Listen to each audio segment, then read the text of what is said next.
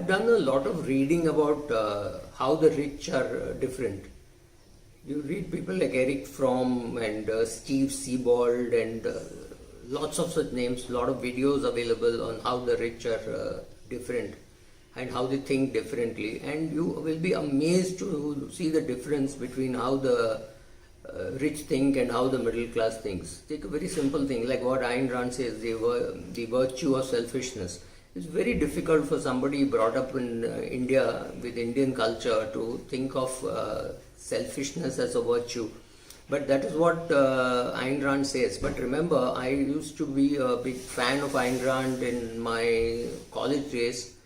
And somewhere later I realized that that's not the way to be. But be that as it may, let us look at some of the things which are they are very different from the average middle class person in some of the thinking, right? So not everything that they think is very different or correct, but some of the things are really different. For example, like Ayn Rand says, the middle class thinks money is the root cause of all evil, and here I agree with her, and I think poverty is the root cause of all evil. How you use your money depends on you. It does not really depend on money. It's like Google, right? The question is what you search for, it is what you will find. So if you have got money by honest means, you've created wealth by honest means, you've paid your taxes, you have done your duty in the sense that you do whatever is right, you have earned, you paid your tax, then you have invested it somewhere and that has grown, with which you do whatever you want. You do you buy good assets for yourself, you enjoy your assets, you use it for the benefit of others, you do charity and all that. You're surely having fun with your money, right? That's nothing, I don't see anything wrong with money.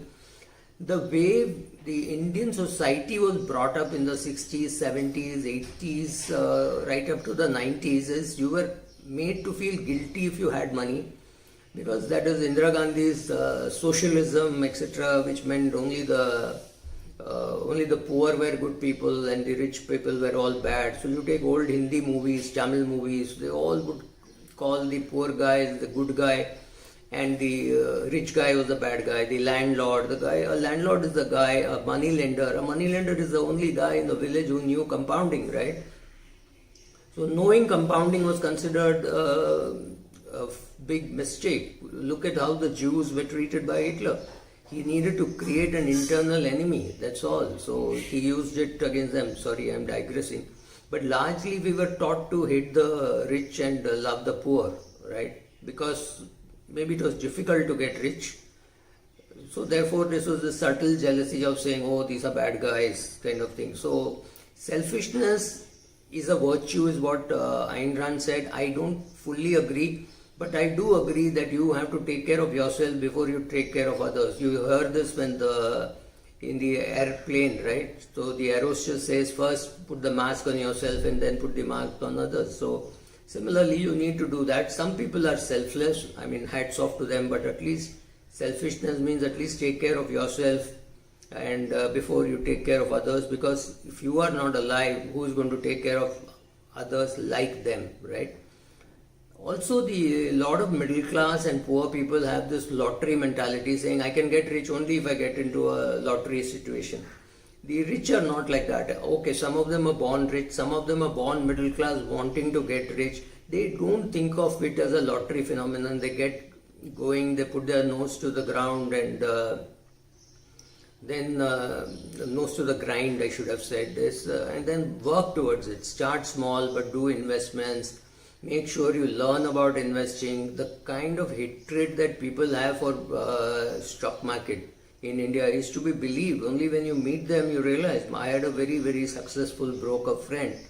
His neighbor was a banker who hated this man, and needless to tell you that the broker was a Gujarati and this banker was a Tamilian, was very well qualified, and but he never ever listened to him, and this guy created millionaires all around him. But this man wouldn't listen to him, thinking, oh, share market is not for us. And he was a banker, not he was not a physicist or something like that. He was a banker and he knew nothing about the share market. he had no clue how to invest or whatever. All his money was in bank deposits, and at 60 he was wondering what to do with his life, right? He didn't have money. That's okay, that's his choice. A lot of average people see money as emotion, right, rather than money as a product. So they also, the emotion comes from the fact that a lot of the middle class people earn money by doing things that they don't like, by working for people whom they don't like, for doing working long hours which they don't like, and they're just looking forward to their retirement, nothing else. And retirement is going to be boring because they don't have hobbies, but they have not earned money in a joyful way. Whereas a person who is doing business, who is say playing cricket like a Virat Kohli or a Sachin Tendulkar, or even somebody like a Rakesh Jhunjhunwala or a Vallabh Bansali, these are people who enjoy talking about markets and doing things in the market all day long. So it does not, they don't think of this as their job. They think of this as fun. And they're making money. Understand, they're doing things which is fun and making money for themselves. That's a great combination, and therefore they're rich, right? So the rich really think different. So these are all some of the things which I can think of.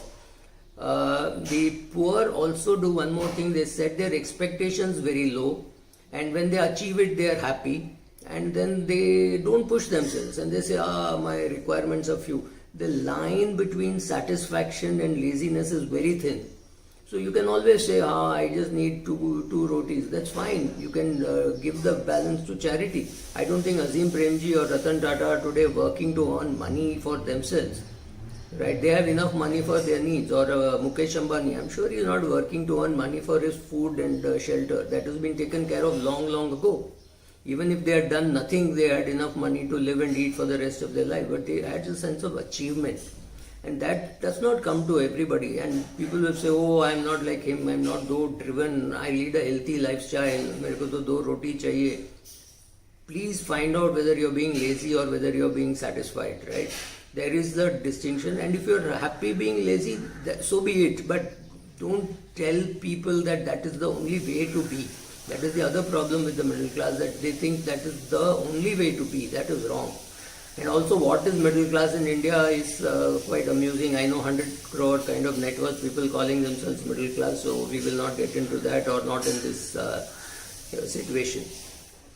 A lot of the poor people or the middle class people just give up a challenge, right? I did this experiment, group of about 70 people doing their BCom, and so one of them said, I want to do a career as a chartered accountant. I said, that's good, I'll address you.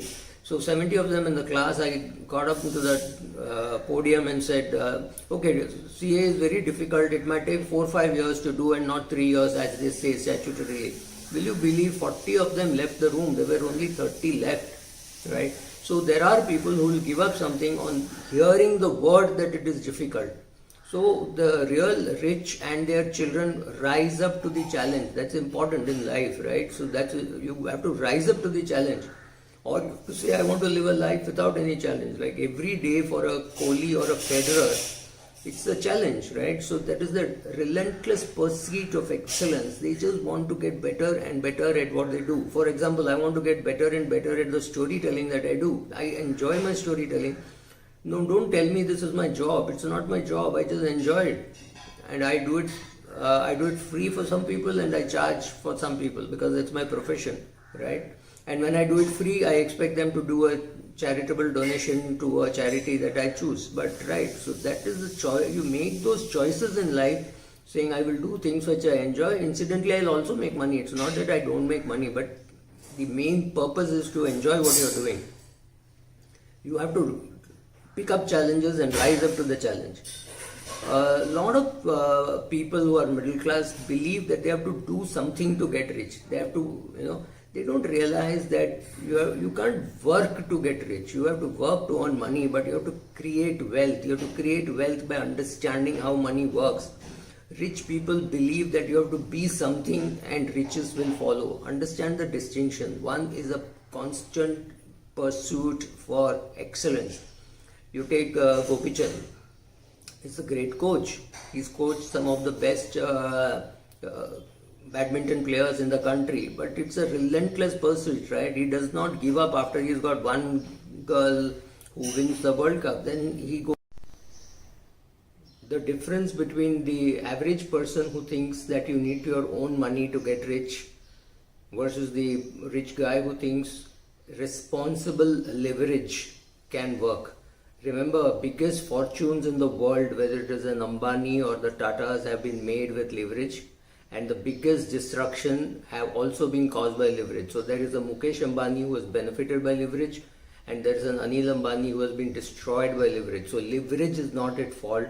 It is a question of, do you know how to use leverage? That is the question. So blaming leverage makes no sense, right? So the real rich know how to use leverage. That's important. You have to know how to use other people's money and let other people's money work for you, right? That's also important. Otherwise, getting rich is almost impossible, except small time. Like you can get to be a great sportsman and earn maybe create a net worth of 500 crores or 1000 crores, but to create the real big net worth, you need leverage.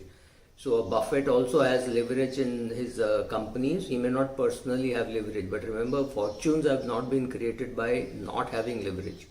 So leverage, but responsible leverage. That is what makes a difference. The average people believe that the market is driven by logic and strategy, but the rich people know that logic and strategy play a lesser role than emotion and greed.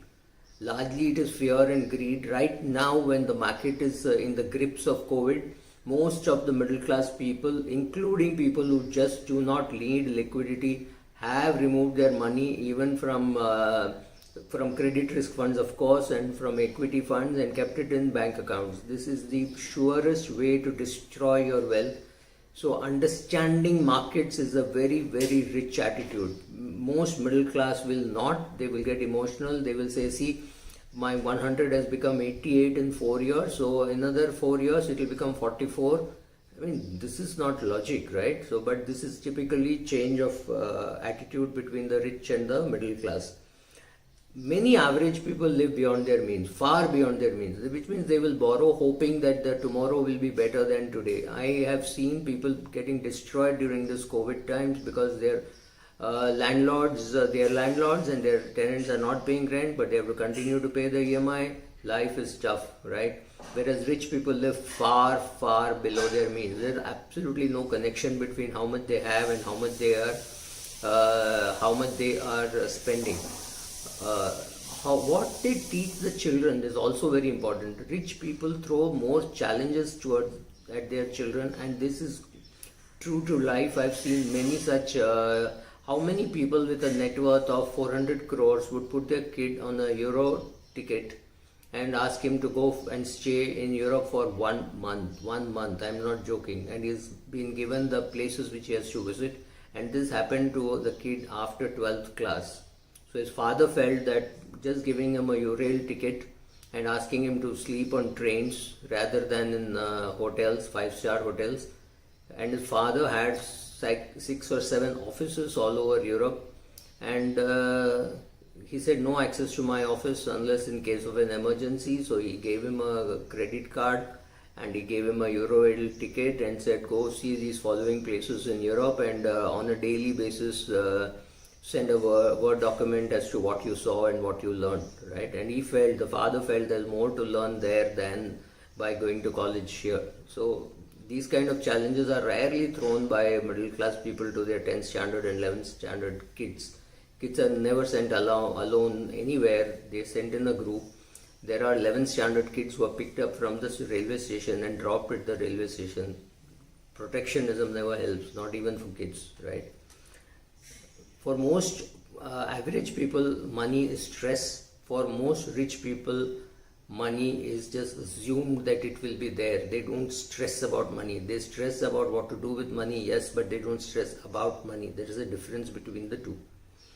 So rather than getting educated, the average person would love entertainment. Today on YouTube, tons of data, tons of knowledge is available, but look at the choice which you make. Are you getting educated in finance? Are you getting to see how your debit card or your credit card can be cloned and misused, or are you busy watching some old cricket reruns and stuff like that, right?